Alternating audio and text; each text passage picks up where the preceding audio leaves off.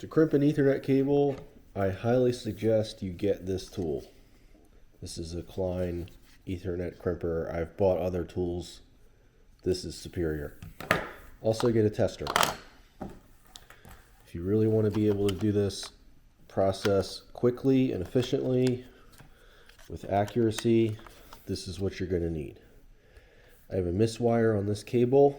I'm going to rewire it.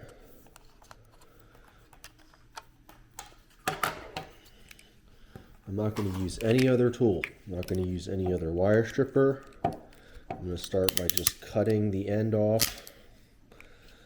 I'm going to use the built-in stripper. This is very important because it strips the cable perfectly without cutting into the inside wires. I'm going to spread away each of the twisted pairs.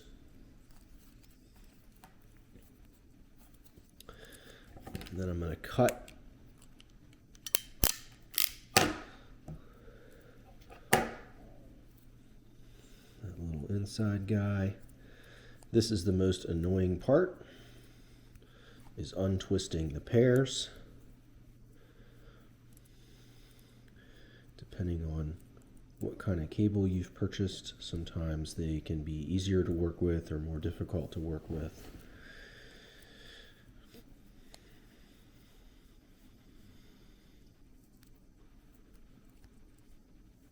This is just your standard UTP.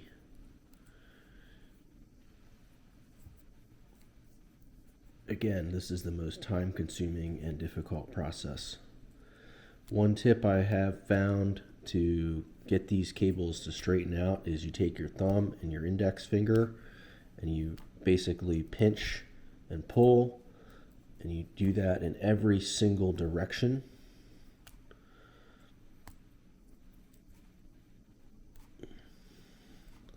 And you have to do it probably 4 or 5 times for them to really get straight.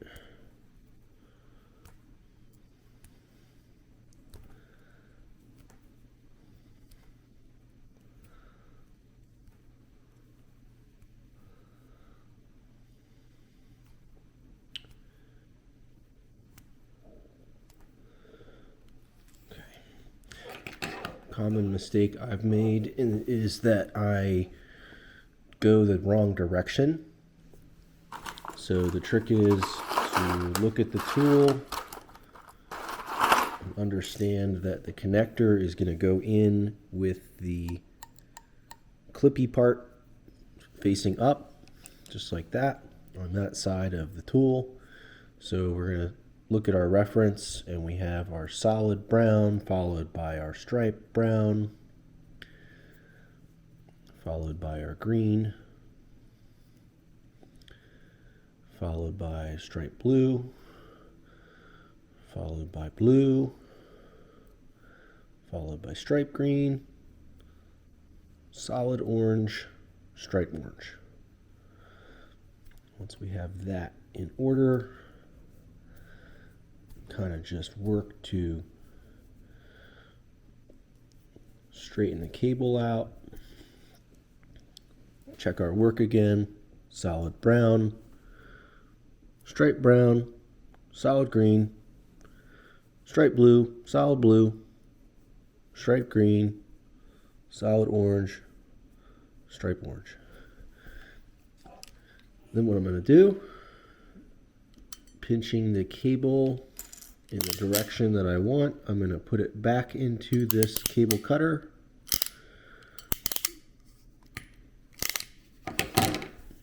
And you can see I have a nice orderly row, straight row. And this is going to help you with the next process, which is a pain in the butt. But what I like to do is I like to take this is still under pretty good pressure between my fingers, and what I do is I use the connector and I push down on the bottom.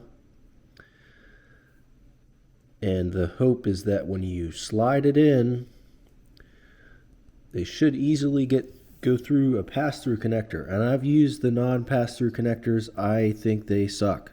They are just miserable. Before we crimp, we're going to check our work again. We're going to check that we have solid brown, solid green, stripe blue, solid blue, stripe green, solid orange, stripe orange.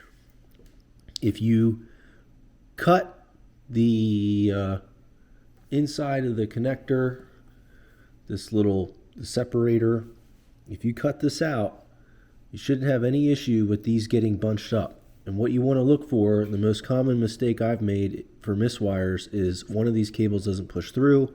It gets caught in here, and you need to straighten the cables out and cut them into a solid row. You should have no issue, if you do everything right, getting the outer jacket to extend into the back part of the cable.